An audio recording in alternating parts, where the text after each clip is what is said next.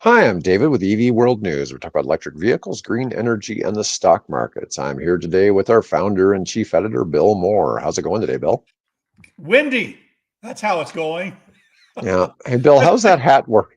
How's that hat working out for you? You know what? This hat is really working out well for me because I like the statement it makes, right? I don't think these guys would have accepted a Qatar 747, you know. I don't think it would have been given to them. I, Well, I I, don't think I, so. They I, I, would maybe a little less prone to being bribed. well, I don't know if I'd call that a bribe. I mean, they're giving it to the country. It's not No, just no, to the they're president. not. No, they're Yeah. not. That's Yeah. that's a bunch of BS. Sorry. Yeah, I don't see any way they could actually outfit that thing in a reasonable amount of time to One be able to billion, be Air Force One. $1 billion, and it would have under the current administration 1 year of service. Because of how long it would take. Because Yeah. that's how long it would take to completely strip the thing down. Obviously, it can't fly in colors, so it's going to have to be painted Painted. in whatever crazy, color that Trump wants it to be painted. But then it has to have this thing is a flying fortress. Okay, Hmm. we've got several of them parked that are identical, parked over here 10 miles away. The E4s. Yeah.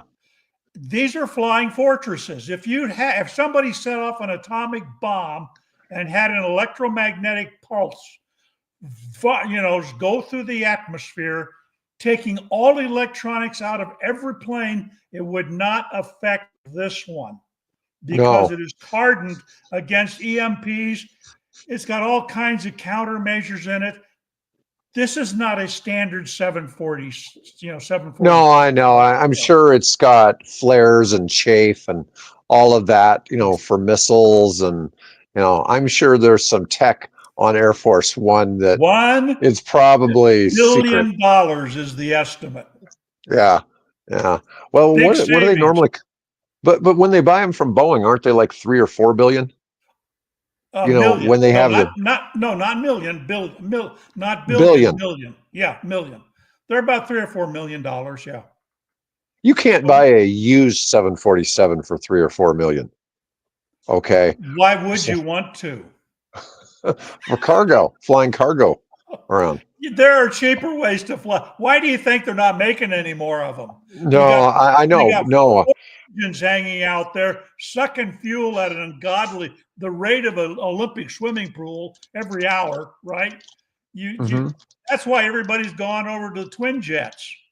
787s and 777s and 767s. Nobody wants to fly those big four engine things anymore.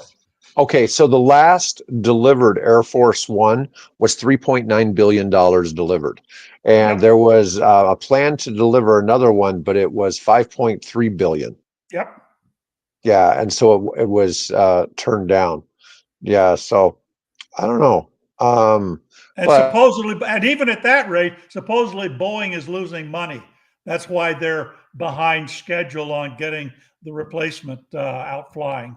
it's the only aircraft that's more expensive than a B-1, Yeah, or wouldn't surprise me. at least as far as I know of. There might be another, but And so the question is, why is Qatar getting rid of it?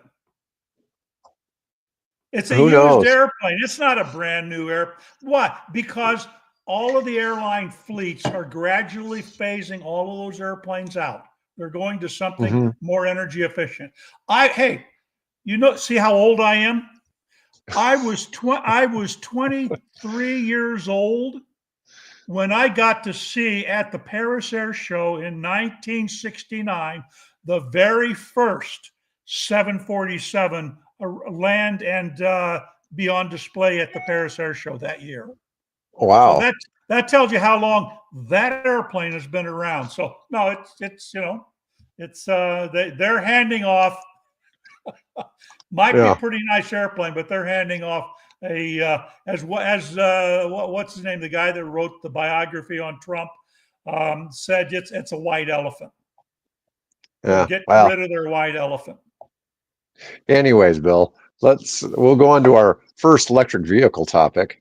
Vehicle thing, yes. Yes. We're going to talk about the Onyx tractor. So it's Onox is how this is spelled. Onox. And this is, I believe it's a European company, It's but in they're basically, Germany. It's a yeah, German company. okay. Ganz gut. Um, yeah, so anyways, they're making an all-electric tractor.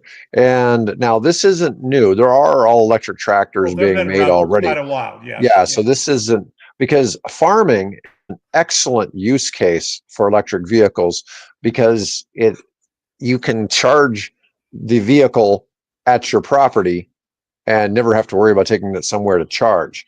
This is where we talked about this. We had the CEO of Greenland Tech on Right. about a year ago, and we were talking about how they make heavy machinery, but it's designed to only be used in a commercial yard of some sort Right. because it's not practical to charge up a heavy machinery out on the road somewhere.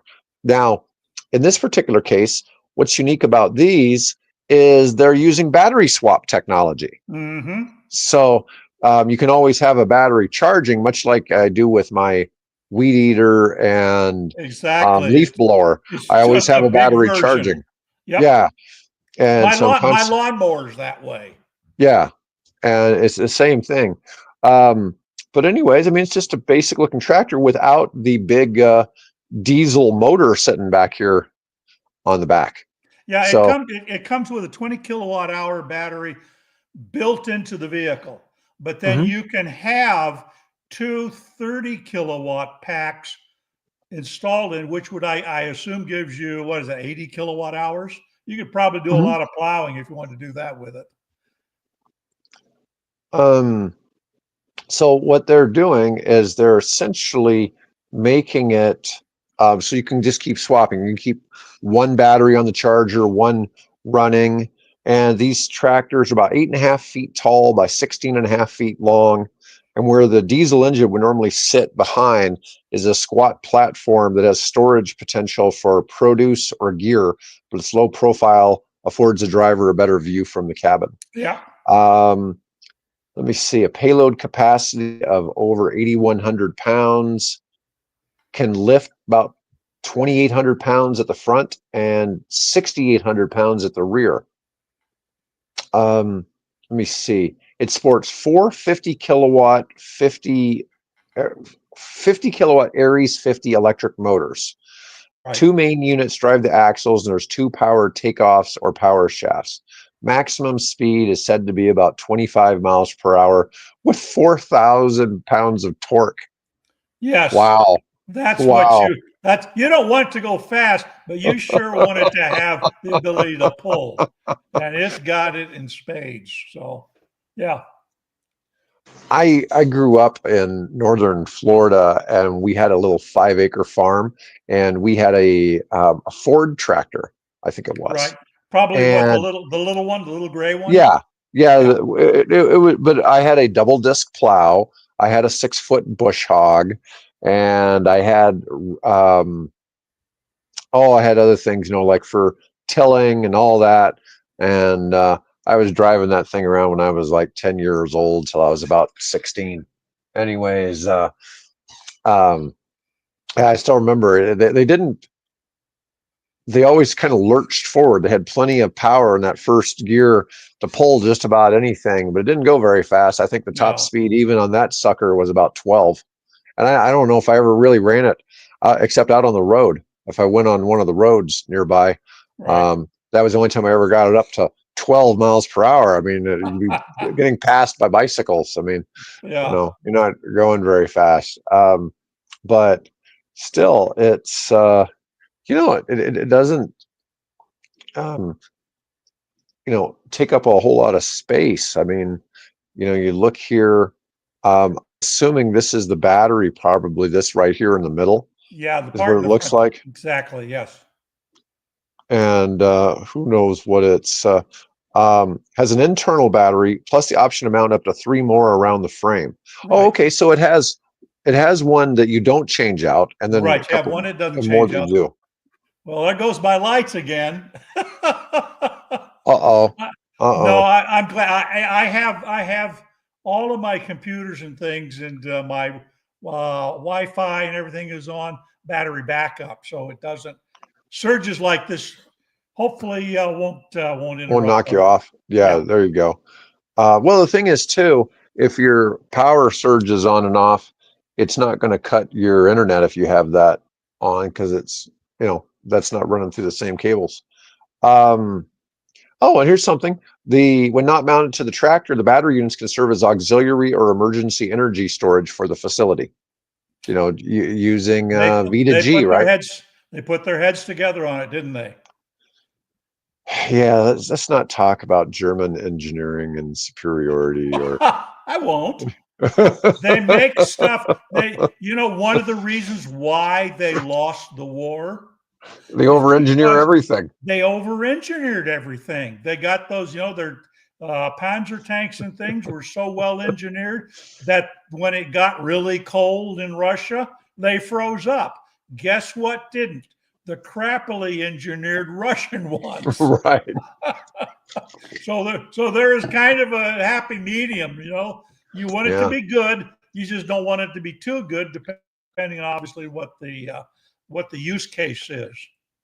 Yeah. Yeah. Yeah. Yeah. I always kind of laugh when I see a Porsche going on there. Oh, look, people make Tiger tanks. Yeah.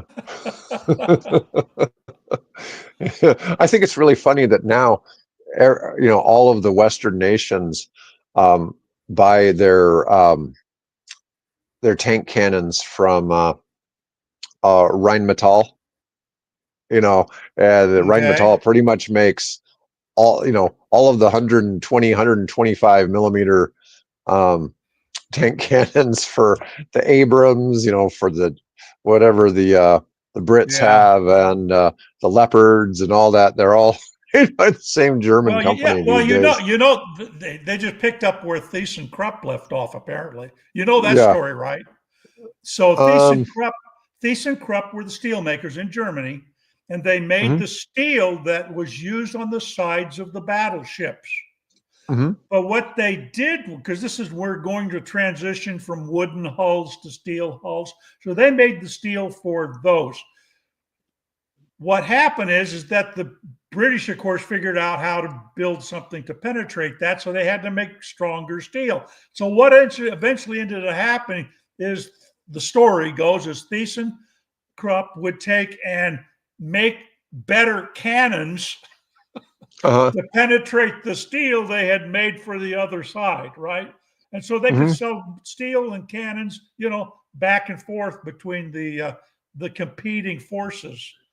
So Yeah. anyway, Yeah. business, just business. Yes. All right. Let's talk about the $22,500 Volkswagen and Rivian new car. Um, The Now this isn't. everyone, the everyone, yeah, the BMW, or no, BMW, Volkswagen, everyone with the number one is Yeah. Now the we've technically looked at this before, but a lot of this news kind of comes back around. But it's the idea here is it's the tech sharing between Rivian and exactly. Volkswagen, and they're going to make this actually unlike the Slate. This is going to it's a Slate pickup truck. This is going to be a very Well appointed, high tech, yeah, right? very high tech But the EV. thrust of the article here is that Rivian is, instead of having all these separate computers on, and all the wiring for all of those, they're taking, and that all gets bundled into a single processor, which reduces the amount of the wiring that goes into it, and that reduces cost, reduces the number of sensors that you need, all those things. So that's how they are hoping to be able to get the cost of this thing down in the affordable price range. 22,500, something like that. 20,000 euros is what they're quoting at this point. Okay. Yeah, I mean, it's definitely a lot cheaper. One of their comments in the article is the race to build lower cost EVs is heating up with Slate Auto, recently launching a Mm-hmm. $25,000 truck. Well, they really didn't launch a $25,000 truck. No, They're taking pre-orders for a $25,000 truck that exactly. we hope they bring to market. We hope we see these things. Yeah, You know, we don't want them to follow the example of okay. There's a video that I posted you can find on the website that goes through all of the faults that Canoe made, the mhm, three major problems that Canoe had, and we've discussed those. One of your chief complaints was the fact that the guy that was the CEO decided to take company resources and spend it all on jet travel, right? right. And that was just, we also talked about, you and I offline, talked about the fact that, in Canoe's case, they didn't really have a model, whereas Slate seems to have, they know what their niche is. They're focused on that niche, and that's what they're going after. And apparently 100,000 reservations seems to indicate that they've got something there. If Canoe had done the same thing, do you think they would have gotten 100,000 pre-orders? No, You'd think. I because don't well, know. I don't think so, because they could never figure out what they were and what they wanted to build. No, In the they had. beginning, and I interviewed the original CEO of the company, and his Mhm. vision for that company was it was a different vision. It was to fill a niche that wasn't being filled by anybody else at that time. And they just gradually kept shifting and shifting and moving away from that, coming up with a half dozen different potential models. So they just didn't have that clear objective that I think people could see. Whereas Slate, I've consulted, I've consulted for several people trying to go public in the EV space, and they all want to do, it's like, well, we can do this. We can make this car, and we can make this truck, and we can make this delivery van, and we can make motorcycles and e-bikes, and we can do all of this. It's like, can we just get one to market? Just one? Can just we just one. start selling one thing? That's always my thing.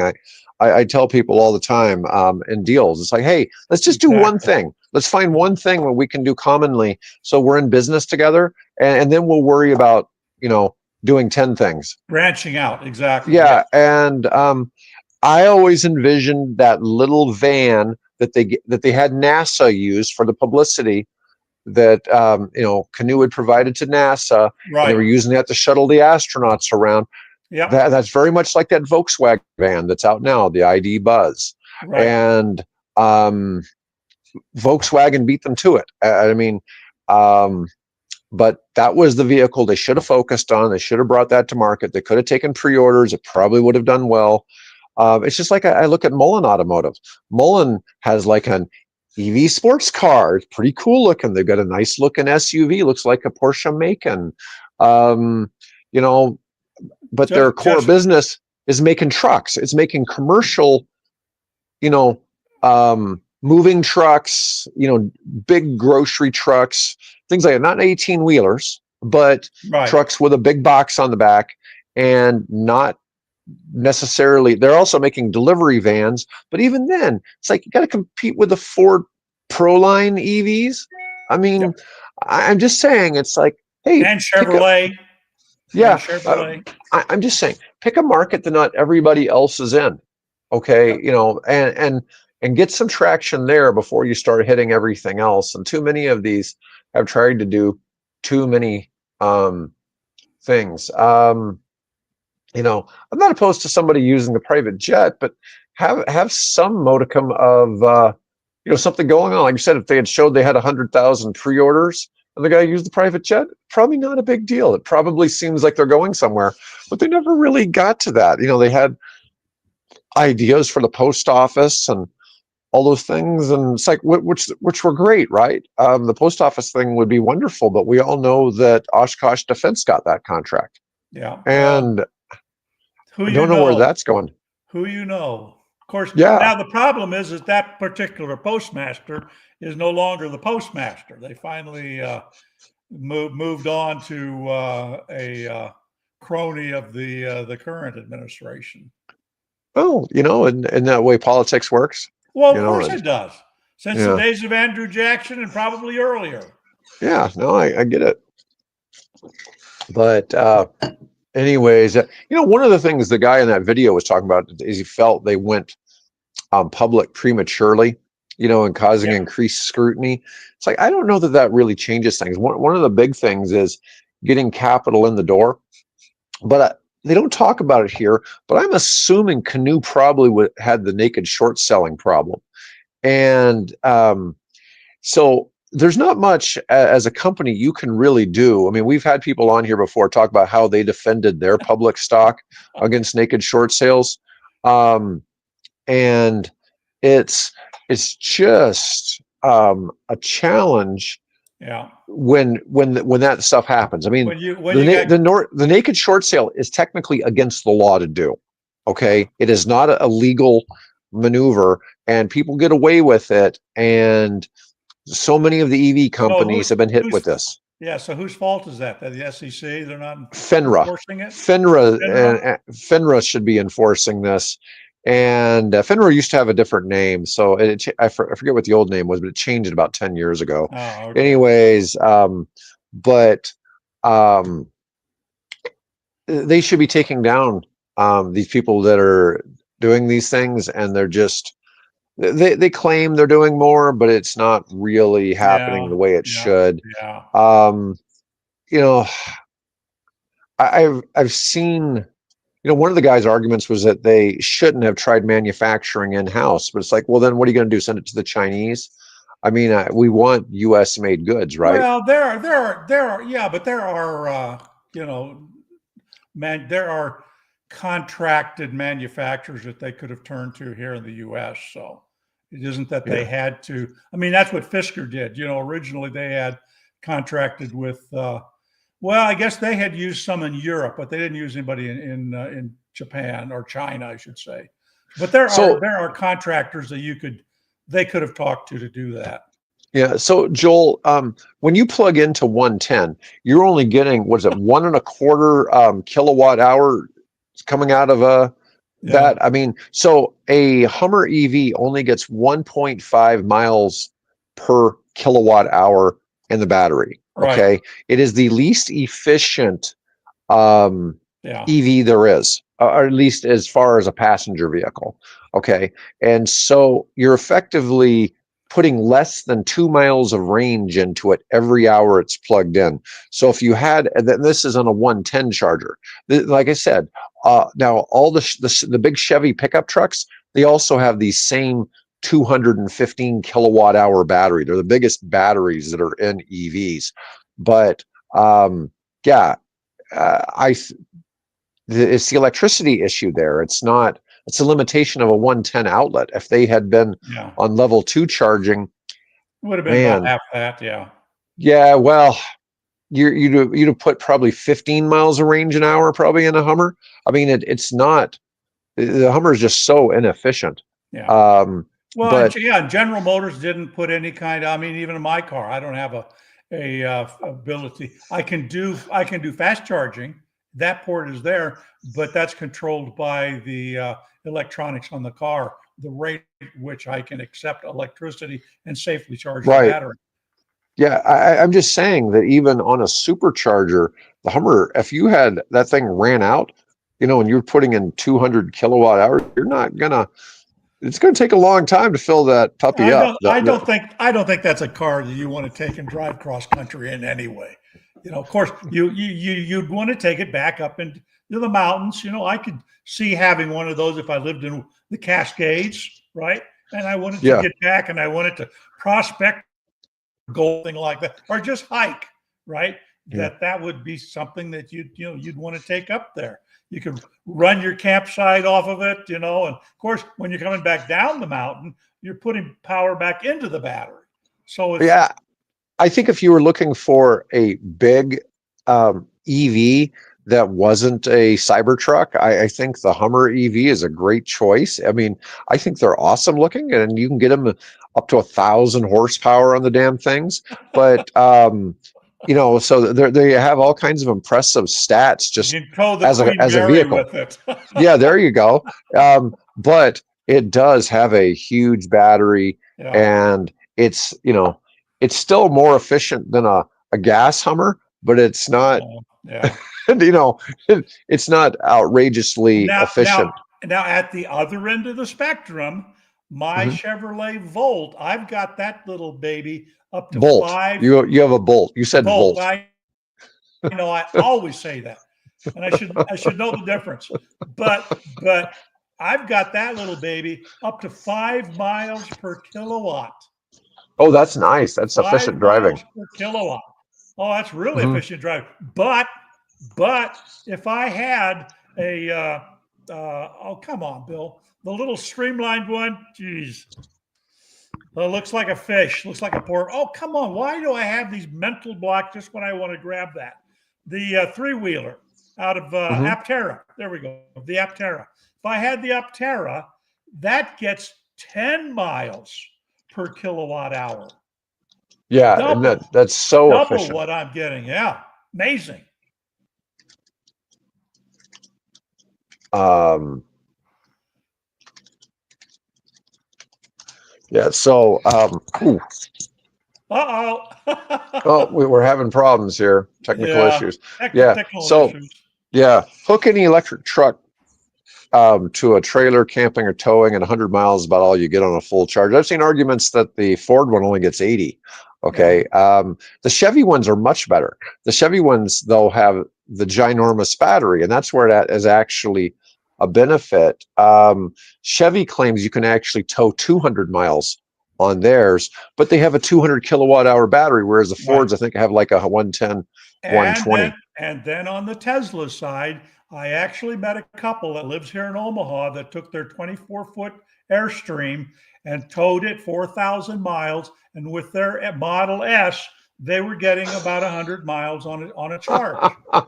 So you don't have to have a 200 watt, kilowatt hour battery. You can still pull a 24-foot trailer. They did it. Yeah.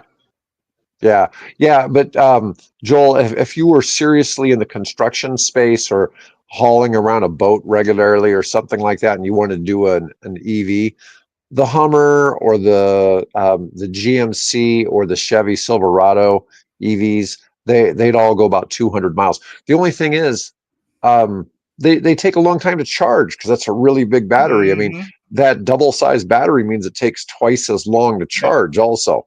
So Yep. that's just something to be wary of. That's why I've kind of been a proponent of the Dodge Ram Charger with its Which they have yet delayed again. yeah, yeah, Delayed where it it's again. it's just got a smaller battery, but it's 150 um, mile battery with supposed to have enough juice in it from the Yeah. gas generator to go almost 700 miles. It should be able to go about 300 miles towing. Okay, Yeah. so that would be your choice, and then you could just fill up the gas tank to keep that generator going. It should be faster than charging, but I'm just saying in a pinch. Assuming they actually build it. I'm starting to have my reservations. It's kind of like my Tesla coming out with their newest Roadster. Mhm. Maybe not. You don't Yeah, hear much about it. Bill, I think I'm getting some gusts up to about 50 miles per hour over here. Oh yeah, I would I, believe it. Yeah. it's crazy how windy it is over here. But I should check and yeah, see. I should check and see how much power they're. Oh, you know what? You keep talking. I'll check. How's that? there you go. There. Oh, you check and see what our wind generation is today. Yep. Well, Yep. we, you know, anyways, we're gonna move on to this interesting article. U.S. consumers don't trust Tesla anymore, study says. And this is kind of a funny one.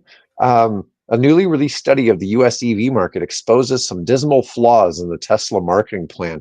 Consumers just don't trust Tesla anymore. And they had 8,000 consumer responses.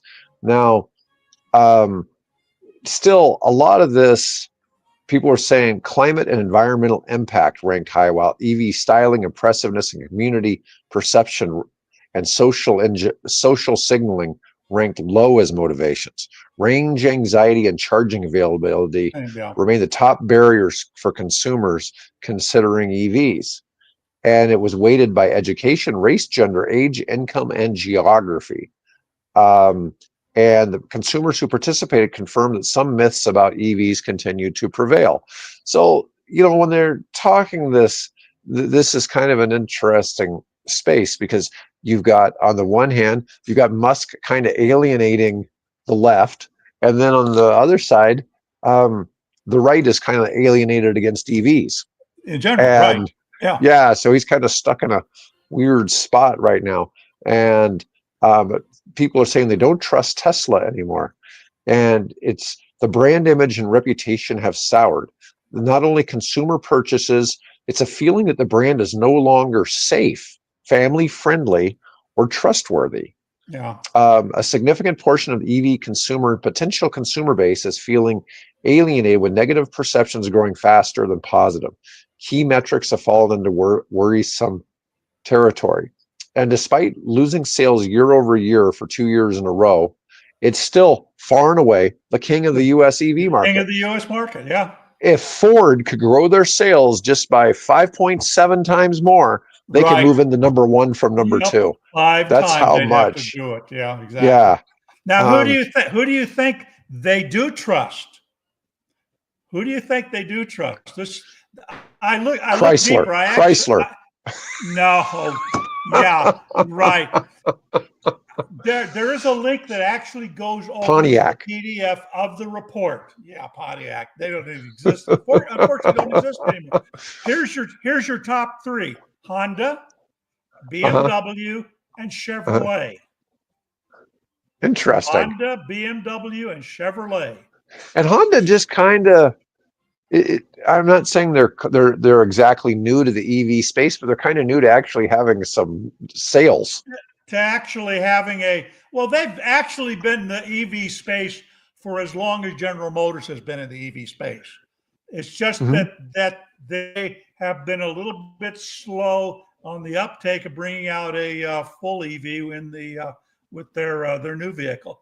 Do you know? Okay, in this study, the least favored one is Tesla. And they are behind, believe this or not, they are behind VinFast. I thought you were going to say they're behind Buick, which just doesn't have any US EVs. No. VinFast has more respect publicly than Tesla at the moment, which is so sad. Yeah, that's really hard to fathom, isn't it? Yeah, it really is. Hey, did you see the news that Buick says they're going all EV only by 2030? Oh, that's their target in the US. That doesn't surprise me in the least, because that's basically all they're building in China now.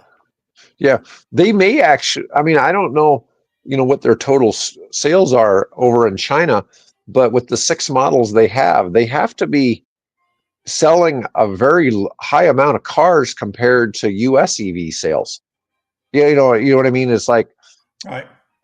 Total Ford EV sales. But Ford is kind of hard, because we usually look at like the US market, but Ford sells a lot of EVs in Germany. Like they make an electric Explorer, they make a couple other, vehicles over there they don't sell here. Was the Capri? Was that the Capri that they were electric? Yeah. Yeah.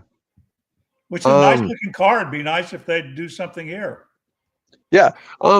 Buick still is a popular car in China. They really like that brand.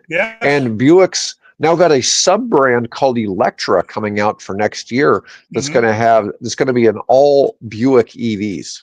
Yep. And so it's an interesting process. What Joel is saying about the quick trip stations, I have those where I live too. Quick Trip has not adopted the EVs at all. They're beautiful gas stations, but they're not doing anything in the charging space. I think there's some challenges in the charging space. To me, the way Tesla's doing it and having the chargers in a strip mall so you have options to go eat make more sense than putting them at a gas station. And the reason is it makes more sense to go and buy groceries, do your grocery shopping while you're doing it. It makes more sense to go out to dinner while you're charging your EV at a supercharger. A lot of those things make a lot more. Go to a movie theater. Well, and that could be a level 2 charger there, Yeah, exactly. But the idea, and a lot of like Shell stations. What have they done? 10,000 Shell stations have added EV chargers, something like that around the world. And the largest EV charging station in the world is a Shell station. So over in China. And we talked about, by the way, did we not pilot Yeah. the Oh yeah, and pilots doing it too. yeah, they've got Yeah. they're on track for 500 charging stations across the country. I'm sure you'll start seeing it at Quick Trip. Quick Trip, if nothing else, they have large parking lots. So you never see a Quick Trip that's just, someplace where it's really hard to pull in and park somewhere. And Quick Trip also has outdoor seating for eating and drinking coffee and meeting people. So that's a little, different in their style of stores.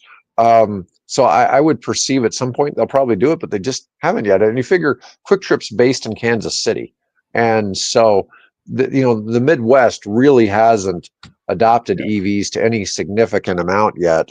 I don't know what it's like up in the Twin Cities, but we really just haven't seen it much here. Say, by the way, let me add here. I asked you about, I commented about the wind. Right now, the Southwest Power pool is providing us with 35% of our electricity at the moment. Well, those turbines have to be like spinning like crazy. You think they'd come flying off the pedestals. Yep. Yeah, it's pretty windy today. You can, obviously you can control the pitch of those blades so that so that they can spin at a controllable rate just by changing the blade pitch. Huh. So there's a Majors in Escanaba, Michigan, that has 10 electric chargers. We've never seen one plugged into there yet. That's a challenge. So some of the EV charging companies are starting to actually have enough usage of their chargers that they're starting to turn a profit, which a year ago I thought that was a failed business model. Now I'm changing my tune on that because the companies are starting to make money, but it is a challenge finding the right places to place them because regionally you have cities that just don't have EVs and 85% or 80%, somewhere in that area, of people with EVs actually charge at home. They don't need to go to majors to charge. The only ones that would want to go to there would be if they bought one and they live in an apartment, that type of thing, where they don't have access to even 110 for charging the vehicle, or you're on a cross country trip and the charger at the supercharger or the charge point wasn't working, and the major one becomes your backup. Well, let's just assume why they're not. Let's just assume the ones at the major that's not a Tesla setup. Let's assume it's a CCS setup, and only 2/3 of all the EVs in the United States are Teslas. Right. Okay, and so you've got that sliver of cars. If you're in an area where EVs aren't a lot of them, you probably only have Tesla EVs, and so you're not going to see that. So it's a challenge. Now everybody's changing over to the Tesla standard because the Tesla chargers are more reliable than everybody else's chargers. And Tesla's really done a bang up job in the supercharging locations where they've how they've maintained them. So they're in a completely different realm there. Yeah, but I can see that. But I've gone to lots of Tesla charging stations and never been the only car charging. There's always been others charging. So there seems to be something that's a little different in the way that goes. But that's really funny. Thank you to Aldi's and Major for putting those in. You will eventually get people using them. They're just maybe a little bit ahead of the curve for. I have no idea where Escanaba, Michigan is. If it's a Detroit suburb or if it's up on the upper, I don't know where it's located. But they'll get people using it. It'll happen. They're just maybe a little ahead of the curve. The only thing I worry about putting in the stuff too early is that, it's going to fall behind in technology because admittedly, EVs are a lot like PCs in the 90s, where the batteries, the technology for charging, we're seeing huge swings in how fast battery charging technology is coming along, and Yeah. huge swings in how cheap batteries are getting. And so batteries aren't going to be the most expensive part of an EV in probably another 5 years. It's really hard to fathom. It's going to be the computer system that's going to be the most expensive part, probably. But the batteries prices just keep plummeting, because while people want to talk about all the rare earths that go into batteries, it's mostly lithium, and lithium isn't rare. Yeah. So it's With the new Ford LG battery, they're even getting away from the cobalt and the nickel that goes into them with this new battery that they're developing. It'll be a couple years before it sees production, but it doesn't have any of those rare earths in it. all right, Bill. It's time for the aviation portion of the EV world. Oh, goody! While we did cover aviation a little bit earlier, Yeah. Um, yeah, yeah. It's not much more different though than if you had a sports car and you're having to put Z-rated radials on your sports car. Sure, it's more expensive for a regular car, but it's not some magically crazy number. So Archer Aviation has announced as of this morning that they have been selected as the official air taxi provider of the LA 28 Olympic and Team USA. Oh, So excellent! All right. so apparently, you get selected because you put up some money, right? Right. So anyways, Exactly. so apparently they came up with some money for this, but yeah, so they'll be using the Midnight eVTOL aircraft around Los Angeles, which is expected to host 15 million visitors and broadcast to billions of viewers globally over the course of the games. So It this includes is to ferry people from LAX up to I assume that they're using the same Olympic venue that they used in the previous ones. um, you know, let's see. They're going to have a vertiport near a key venue, fly 10 to 20 minutes to their destination of choice within Archer's LA network. So they're not Okay. even saying it's going back and forth from the airport. It could be going all around, going all around the Going area. from the harbor for the sailing competitions or the rowing competition, and then from there up to the mountains for, I don't know, is there like a dry land bobsled kind of a thing in the Olympics at this point? Yeah, I don't think there's anything like that. What happens if you put standard tires on your EV? Do you chance a blowout? You, No. you know, yeah, EV tires probably wear out what, 20% faster than regular tires. I mean, one of the things where people really can wear them out there, and there was that stupid British thing that came out saying that the tires are spitting particles in the air because they're running Yeah. down. You had to be basically doing nothing but burnouts in your Tesla Right. to be able to do that. We had figured out that based on the numbers that study gave, you would turn every piece of your tire shredded into particles every 4,000 miles. That meant you were doing nothing but basically drag racing. And that's what happens when people drag race. Their tires, go bald fast. If you do normal driving, a lot of people that drive EVs claim they get just as many miles out of tires as they did with gas cars. So it really depends on your driving habits. Yeah. And one of the things is Teslas are really fast. And it's really hard not to want to press down on that pedal because Oh, yeah. it's so fun. Having now doing most of my driving with my Bolt as opposed to my little Fiat 500e, I am a much more responsible EV driver because I don't have the same temptation to want to prove to the Mustang next to me that I can beat it across the intersection, right?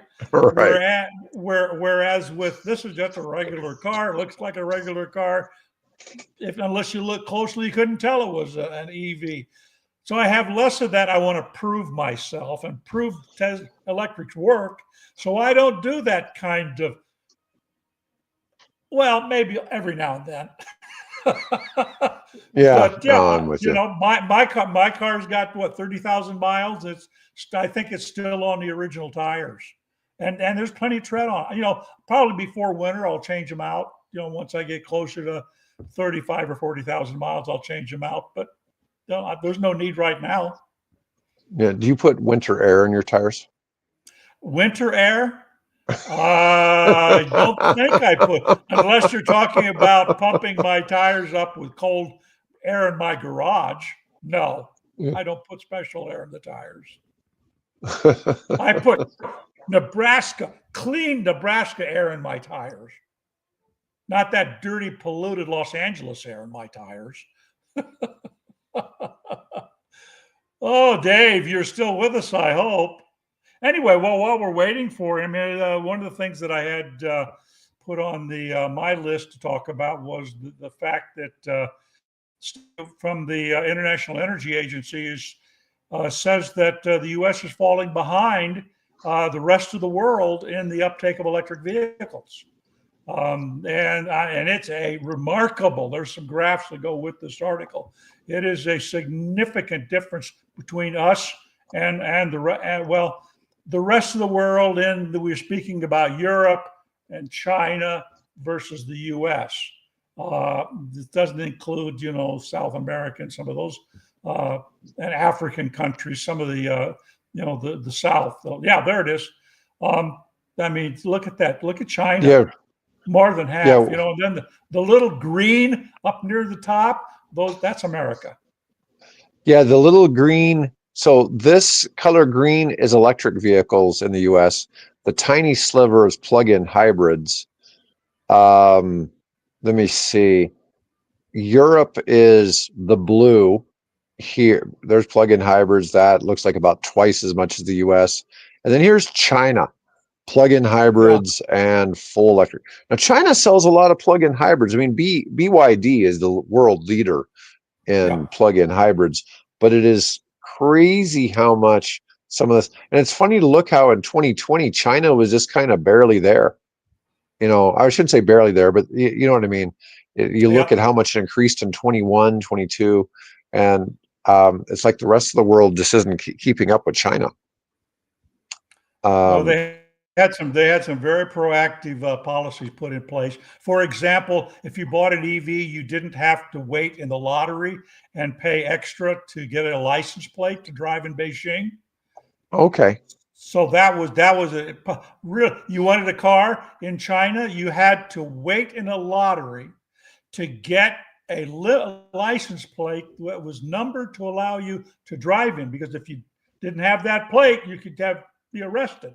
So they said, look, if you buy an electric car, you get the special plate, and you can number one, own a car, and you can drive it here in the city of Beijing, which was a big incentive for a lot of people, and that helped kickstart the whole movement. Yeah. So US the IEA now expects electric and plug-in hybrid vehicles to only grow to 20% of US sales by 2030. It had been projected it would be above 50% by 2030. Yeah. Yeah, so it's Well, definitely that's a combination of a great deal of misinformation and also, I mean, cars are a big purchase, and you want to make right. sure that your purchase is as smart as you possibly can. And if you're not certain about the technology, then you'll go with the tried and trusted that you've bought for the last 20 years. So I can Mhm. understand that, you know. And there are people that can't afford and are able to branch out and try something a little bit more experimental and to go with electric. And when they do, most of what is it, 90% of the people say once I get electric, I'm not going back. I'm just not going back. Mhm. It takes time.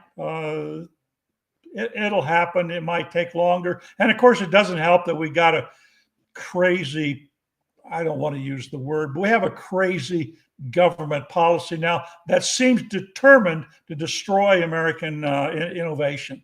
Let's go back to the 1950s. Oh. Uh, um, I don't know. I mean, I don't know what Dodge is expecting in terms of sales for the electric chargers. It's certainly something new to them. I was telling Bill, I saw one for the first time a couple days ago, driving around here in Omaha. But Black one? I think it was that blue, whatever you call it, ludicrous. Oh, okay. No. We had one. We had one at the Earth Day. Okay. So I got it.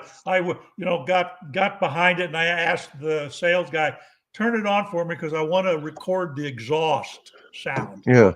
And it sounds like you've got a great big V8 engine underneath there, but all it is just simply a sound bar back underneath the rear bumper that electronically generates these sounds. I mean, it's kind of cool, but I don't know.